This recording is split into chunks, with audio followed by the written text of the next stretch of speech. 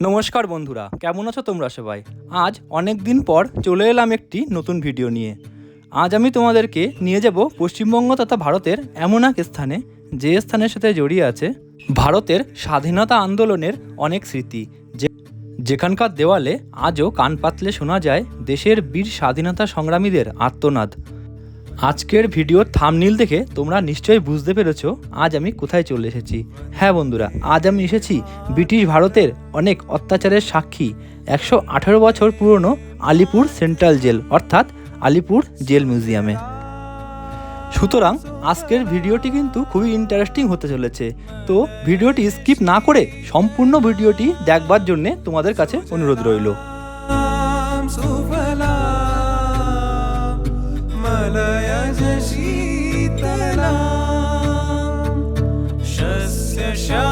নমস্কার বন্ধুরা, কেমন আছো তোমরা সবাই? আমি অঞ্জন চলে এসেছি আজ একটি নতুন ভিডিও নিয়ে। আমি এখন দাঁড়িয়ে আছি আলিপুর জেল মিউজিয়ামের সামনে, যেটি কিনা আলিপুর জর্জ কোর্ট রোডে অবস্থিত। ভারতবর্ষে ব্রিটিশ শাসনকালে 1906 সালে কলকাতার বুকে আলিপুর সেন্ট্রাল জেলটি তৎকালীন ব্রিটিশ সরকার দ্বারা নির্মাণ করা হয়। তারপর থেকে একের পর এক স্বনামধন্য বিপ্লবীদের ঠিকানা হয়ে ওঠে এই আলিপুর সেন্ট্রাল জেল। 2022 সালে পশ্চিমবঙ্গ সরকারের উদ্যোগে এই ঐতিহাসিক জেলটিকে মিউজিয়ামে পরিণত করা হয় এবং নাম দেওয়া হয় আলিপুর জেল মিউজিয়াম। এই আলিপুর জেল মিউজিয়ামটি প্রতি সপ্তাহে সোমবার বাদ দিয়ে মঙ্গলবার থেকে রবিবার সকাল 12টা থেকে সন্ধ্যা 6টা অবধি সর্বসাধারণের জন্য খোলা থাকে। আমিও ধীরে ধীরে এগিয়ে চললাম জেল মিউজিয়ামের টিকিট কাউন্টারের দিকে এন্ট্রি টিকিট কাটবার জন্যে। এই জেল মিউজিয়ামের টিকিট মূল্য 3 বছরের ঊর্ধ্বে মাথাপিছু 30 টাকা।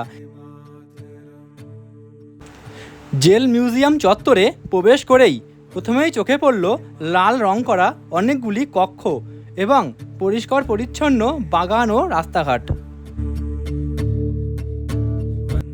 অবশেষে টিকিট কেটে এন্ট্রি করলাম আলিপুর জেল মিউজিয়ামের ভিতরে। আলিপুর জেল মিউজিয়ামটি কলকাতার আলিপুরের জর্জ কোর্ট রোডে অবস্থিত। এই জেল মিউজিয়ামটির নিকটবর্তী মেট্রো স্টেশন হলো Jatin Das park metro station. এছাড়াও আপনারা চাইলে শিয়ালদা কিংবা হাওড়া রেল স্টেশন থেকে ট্যাক্সি, অটো কিংবা বাস ধরে অতি সহজেই পৌঁছে যেতে পারেন এই আলিপুর জেল মিউজিয়ামটিতে।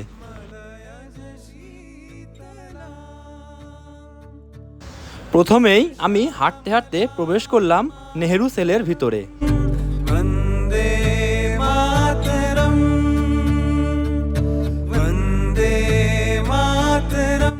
নেহেরু সেলে প্রবেশ করেই প্রথমেই চোখে পড়ল ভারতবর্ষের প্রথম মহিলা প্রধানমন্ত্রী তথা পণ্ডিত নেহেরুর কন্যা শ্রীমতী ইন্দিরা গান্ধীর একটি অপেক্ষারত মূর্তি। এই সেলটির নাম নেহেরু সেল হবার কারণ 1934 সালের 17 ফেব্রুয়ারি থেকে 7 মে পর্যন্ত এই সেলে স্বাধীনতা সংগ্রামী তথা ভারতবর্ষের প্রথম প্রধানমন্ত্রী পণ্ডিত জওহরলাল নেহেরুকে আটকে রাখা হয়েছিল তার ব্রিটিশ বিরোধী আন্দোলনে অংশগ্রহণ করবার জন্যে। সেলটির মধ্যে পণ্ডিত নেহেরুজির একটি মূর্তি স্থাপিত করা হয়েছে।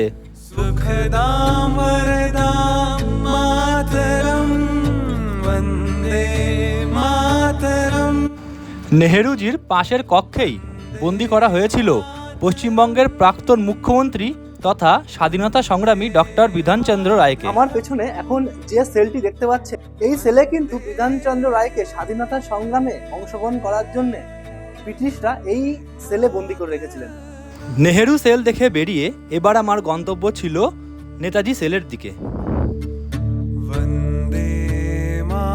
যথারীতি হাঁটতে হাঁটতে পৌঁছে গেলাম নেতাজি সেলের সামনে। নেতাজি সেলটি 2 তলা বিশিষ্ট একটি সেল। এই সেলে নেতাজি সুভাষচন্দ্র বসুর কারাকক্ষ ছাড়াও রয়েছে আরও কয়েকজন বিশিষ্ট স্বাধীনতা সংগ্রামীর কারাকক্ষ। তো চলুন আপনাদের বিশেষ বিশেষ কারাকক্ষগুলো একটু ঘুরিয়ে দেখানো যাক। যথারীতি সেলের সিঁড়ি বেয়ে 2 তলায় উঠে পড়লাম। সেলের 2 তলায় উঠে প্রথমেই চোখে পড়ল নেতাজি সুভাষচন্দ্র বসুর কারাকক্ষ। এই কারাকক্ষে নেতাজিকে 1930 সালের 23 জানুয়ারি থেকে 23 সেপ্টেম্বর পর্যন্ত স্বাধীনতা আন্দোলনে অংশ নেওয়ার জন্য ব্রিটিশরা বন্দী করে রেখেছিল। নেতাজির কারাকক্ষের পাশেই রয়েছে দেশবন্ধু চিত্তরঞ্জন দাসের কারাকক্ষ। এই হলো দেশবন্ধু চিত্তরঞ্জন দাস সেল। দেশবন্ধু চিত্তরঞ্জন দাস তিনি কিন্তু একজন ব্যারিস্টার ছিলেন, আর তিনি আলিপুর বোমার মামলায় শ্রী অরবিন্দকে বাঁচাবার জন্য কিন্তু নিজেও ব্রিটিশদের হাতে ধরা পড়েছিলেন এবং এই জেলে তিনি বন্দী ছিলেন। দেশবন্ধু চিত্তরঞ্জন দাসের কারাকক্ষের পাশেই রয়েছে বিপ্লবী যতীন্দ্রমোহন সেনগুপ্তের কারাকক্ষ। এই কারাকক্ষে বিপ্লবী যতীন্দ্রমোহন সেনগুপ্তকে 1 বছরেরও বেশি সময় ব্রিটিশরা বন্দী করে রেখেছিল। এছাড়াও আলিপুর জেল মিউজিয়ামে রয়েছে বেশ কিছু কারাকক্ষ, যেগুলিতে একটা সময় স্বাধীনতা সংগ্রামীদেরকে ব্রিটিশরা বন্দি করে রাখত এবং তাদের উপর চালাতো মানসিক ও নৃশংস অত্যাচার। এক কথায় বলা যায়, মিউজিয়ামের এই সেলগুলি পরাধীন ভারতের স্বাধীনতা সংগ্রামের অনেক জানা অজানা সাক্ষী বহন করে চলেছে।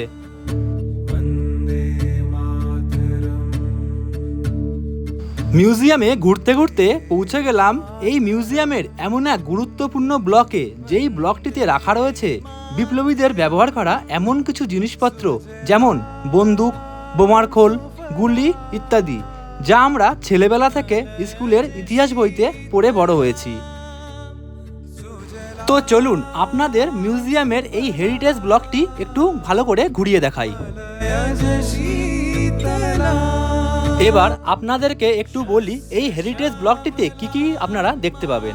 মিউজিয়ামের এই ব্লকটিতে আলাদা আলাদা কক্ষে রাখা আছে ব্রিটিশদের বিরুদ্ধে বিপ্লবীদের ব্যবহার করা অস্ত্রশস্ত্র সরঞ্জাম, যেমন রাইটার্স বিল্ডিং আক্রমণে বিনয় বাদল দীনেশের ব্যবহার করা পিস্তল, আলিপুর বোমাকাণ্ডে ব্যবহার করা বোমার খোল, অত্যাচারী কিংসফোর্ডকে মারার চক্রান্তে বিপ্লবীদের ব্যবহার করা বোমা, মাস্টারদা সূর্য সেনের নেতৃত্বে চট্টগ্রামে অস্ত্রাগার লুণ্ঠন কাণ্ডে লুট করা অস্ত্রশস্ত্র এবং বিপ্লবীদের লেখা প্রচুর চিঠিপত্র।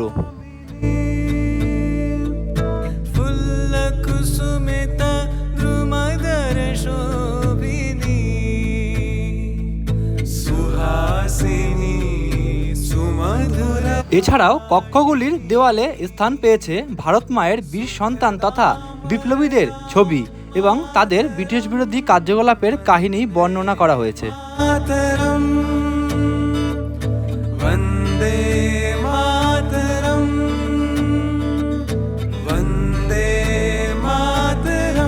এক কথায় বলা যায়, এই কক্ষগুলিতে আসলে আপনাদের গায়ের লোম খাড়া হতে বাধ্য।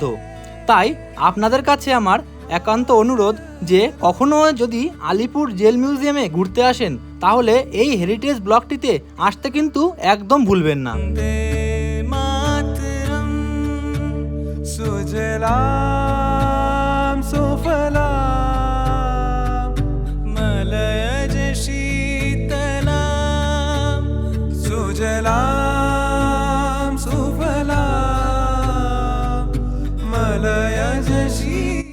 হেরিটেজ বিল্ডিং থেকে বেরিয়ে একটু এগোলেই সামনে চোখে পড়বে আলিপুর জেল মিউজিয়ামের ওয়াচ টাওয়ার। এই ওয়াচ টাওয়ারটিতে উঠলে জেল চত্বরটিকে অনেক দূর পর্যন্ত লক্ষ্য করা যায়। এই ওয়াচ টাওয়ারটির উপর থেকে কিন্তু একটা সময় ব্রিটিশ পুলিশেরা কয়েদিদের উপর নজর রাখত। জেল মিউজিয়ামের ওয়াচ টাওয়ার দেখবার পর এবার আমি পৌঁছে গেলাম আলিপুর জেল মিউজিয়ামের সবচাইতে প্রাচীন এবং ঐতিহ্যশালী ঐতিহাসিক কারাকক্ষের দিকে, যেটি এই জেল মিউজিয়ামের সবথেকে পুরনো বিল্ডিং। ঐতিহাসিক এই কারাকক্ষটিতে আজও রয়েছে প্রাচীনত্বের ছোঁয়া। সরকার কখনোই এই কারাকক্ষটিকে সংস্কারের চেষ্টা করেনি। তার কারণ হলো যাতে বর্তমানে সাধারণ মানুষ এটা দেখে বুঝতে পারে যে ব্রিটিশ শাসনকালে বন্দি কয়েদি অর্থাৎ বিপ্লবীরা কত কষ্টের দ্বারা এখানে জীবনযাপন করত এবং তাদের সাথে কি কি অত্যাচার করা হতো। কিছু স্ট্যাচুর মাধ্যমে এখানে কয়েদিদের দৈনিক জীবনযাপনের প্রতিচ্ছবি তুলে ধরা হয়েছে। সত্যি কথা বলতে এই বিল্ডিংটিতে আসার পর কিন্তু মনটি বেশ ভারাক্রান্ত হয়ে গেল। সাথে সাথে এটি মনে হতে লাগলো যে আমাদের ভারতবর্ষ স্বাধীন হওয়ার পেছনে কত ভারত মায়ের বীর সন্তানের আত্মত্যাগ এবং বলিদান লুকিয়ে রয়েছে। वन्दे मातरम् सुजलां सुफलां मलयज शीतलां सुजलां सुफलां আমার পিছনে যে গ্যালারিটি দেখতে পাচ্ছেন ওখানে কিন্তু সন্ধ্যাবেলায় লাইট অ্যান্ড সাউন্ড শো অনুষ্ঠিত হয়। তো যেহেতু এখন দিন, তো আমি তো আজ দেখতে পারলাম না, বাট আপনারা যদি কখনো সন্ধ্যাবেলায় আসেন তো অবশ্যই কিন্তু এই লাইট অ্যান্ড শো সাউন্ডটা অবশ্যই দেখবেন। আর এর টিকিট প্রাইস 100 টাকা। এবার হাঁটতে হাঁটতে পৌঁছে গেলাম আলিপুর সেন্ট্রাল জেল অর্থাৎ আলিপুর জেল মিউজিয়ামের অন্যতম এক দর্শনীয় স্থান ফাঁসির মঞ্চের দিকে।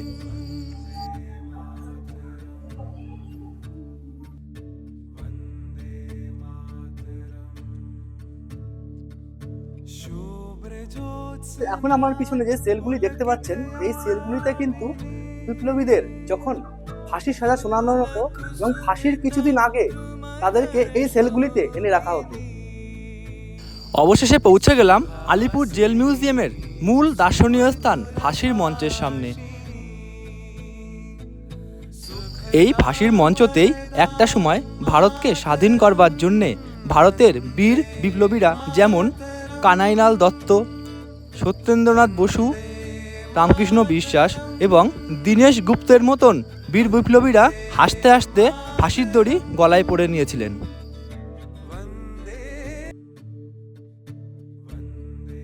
এই হলো আলিপুর জেল মিউজিয়াম অর্থাৎ আলিপুর সেন্ট্রাল জেলের ফাঁসির মঞ্চ।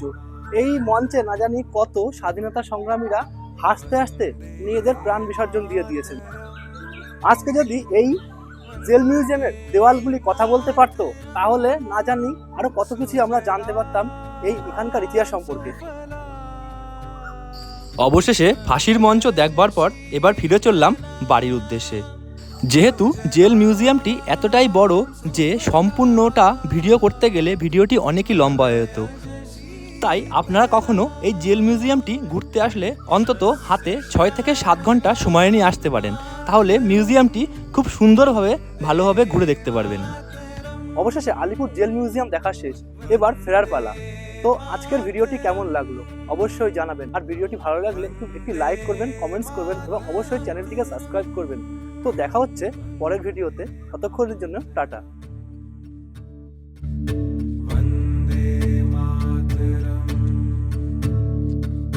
शुभ्र ज्योत्स्ना